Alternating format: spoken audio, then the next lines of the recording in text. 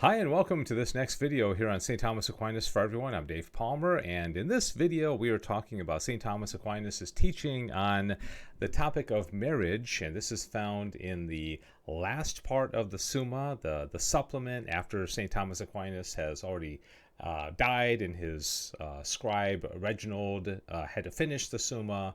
And in fact, the question on matrimony is the last of the sacraments that St. Thomas Aquinas tackles in the seven sacraments, but he does devote 27 questions and probably at least 100 articles to the issue of matrimony, of marriage. And so in this video, we're going to talk about two articles in particular, and then we're going to get to the question of what's the one question that St. Thomas Aquinas didn't ask, especially in light of the way that our culture is going today.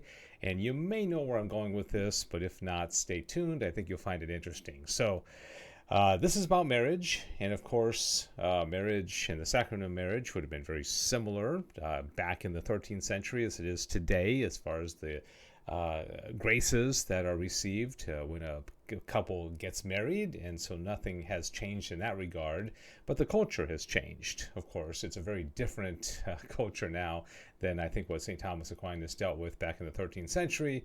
And so here's one question that Thomas asks early on in his treatment of matrimony, and that is whether matrimony is of natural law. Now, of course, natural law is imprinted in us. It's just where we naturally know what's right and wrong, and we don't have to be taught. It's part of the eternal law, as I have discussed in a previous video. I find this interesting for a number of reasons, which we'll kind of dissect a little bit here. Thomas says basically, yeah, in a way, matrimony is certainly of the natural law, and he said that is said to be natural, which nature inclines, although it comes to pass through the intervention of the free will. Okay, it means we're not forced to do it, but free will, we're inclined to a certain way, right? Thus, acts of virtue and the virtues themselves are called natural. In this way, matrimony is natural because natural reason inclines thereto in two ways. First, in relation to the principal end of matrimony, namely the good of the offspring. Okay, I think this is kind of a newsflash for 21st century people, is that the St. Thomas Aquinas doesn't think that the primary purpose of matrimony is, for the couples to love each other and go on vacations and laugh and have fun. No, it's for bringing forth children into the world, right? Then he goes on and says, for nature intends not only the begetting of offspring, but also its education and development until it reach the perfect state of man as man, and that is the state of virtue. Okay, so we have the main reason for marriage is to bring forth new life. Hence we derive three things from our parents, namely existence, nourishment, and education. Okay, now a child cannot be brought up and instructed unless it have certain and definite parents, and this would not be the case unless there were a tie between the man and a definite woman, and it is in this that matrimony consists. Okay, very interesting. Secondly, in relation to the secondary end of matrimony, which is the mutual services which married persons render one another in household manners. So he's still not talking about the fun married couples have, or, again, the cruises and the game nights and all that. He's talking about we serve each other. Men and women do different things. Men mow the yard, and women are suited for different things. Okay, and they help each other. They have different talents, right? Generally speaking.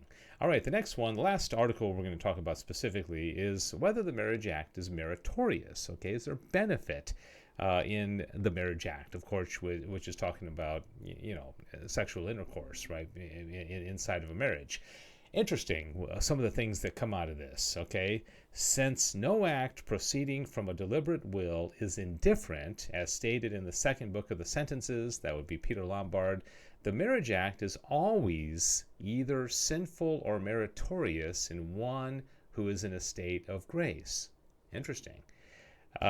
For if the motive for the Marriage Act be of virtue, whether of justice, that they may render the debt, Okay, so the marriage debt means that which a man and a woman owe each other, basically in regard to relations, right? Or of religion, that they may beget children for the worship of God. I mean, how often do you hear that these days, that we're begetting children out of a sense of justice for the worship of God? Okay, that's the purpose, right, of having children. In these circumstances, it is meritorious. But if the motive be lust, yet not excluding the marriage blessings, namely that he would by no means be willing to go to another woman, it is a venial sin. I think what he's saying here is that a man can lust even for his own wife, and if he does so, it's a venial sin. Okay, so even if he's not involving other women, if he's not, doesn't have the proper disposition towards his wife, and vice versa, the woman for the man, then that can be a venial sin, right? While if he exclude the marriage blessings so as to be disposed to act in like manner with any woman, it is a mortal sin.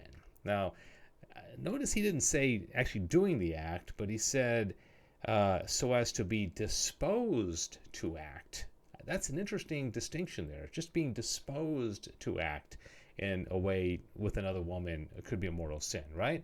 And nature cannot move without being either directed by reason, and thus it will be an act of virtue, or not so directed, and then it will be an act of lust. Okay, interesting. We could probably spend a lot more time on that, but I find that interesting. All right, so now let's get on to the main topic here. Is what's the question that St. Thomas Aquinas didn't ask in the Summa Theologica about marriage and matrimony? And I will say, again, 27 questions, about 100 articles. He covers pretty much everything. Okay, in fact, he talks about, let's just go through some of these. Some of the impediments of marriage, he says, is slavery an impediment? Okay, if you're a slave, can you get married? And again, I won't go into all of what he said about these, but my point is that he covers a lot of ground. Okay, he talks about, can siblings be married, right? A brother marrying a sister, okay? Of course, he would say no to that. What about somebody with a religious vow? Can that person get married, right? He covers incest. He covers madness. He covers frenzy. A lot of crazy things. Disparity of cult, where people come into marriage with different beliefs or different religions. He covers that. Even spiritual relationship. If somebody is a sponsor of somebody else for confirmation, it's very interesting. Does that impact whether or not those two people could be married? You may be surprised what Thomas says. And then the next one is impotence. He covers that. Can an impotent man get married? What he covers plurality of wives, bigamy, and even something as crazy as wife murder. What impact? If a man murders his wife, can he get married again? Okay, so crazy stuff that St. Thomas Aquinas is getting at. The point is, he covers a lot of ground, and I think everything in his mind that he could possibly think of that would have to do with marriage, he's covering, and then also divorce, legitimacy of children in divorce marriages. And so this brings us to our final point. Okay, what's the question he didn't ask? Well, what did St. Thomas Aquinas, I guess, never entered his mind to even say, what about this? And you probably know where I'm going with this, but the question he never brings up is anything related to what we now call in our culture same-sex marriage. All right, that he talks about incest, he talks about wife murder, he talks about bigamy, plurality of wives, he talks about slavery, but this never even enters his mind, apparently. And it's not like the issue of homosexuality, and that is addressed in the Summa. But as far as the marriage, so-called same-sex marriage, I think St. Thomas Aquinas would be like, what? Okay. And I mean, never crossed my mind to even add one article in the Summa about this, to clear things up, 750 years later. Never even enters his mind. All right? So there it is. That's the question that St. Thomas Aquinas did not ask in the Summa Theologica when it came to matrimony. God bless you.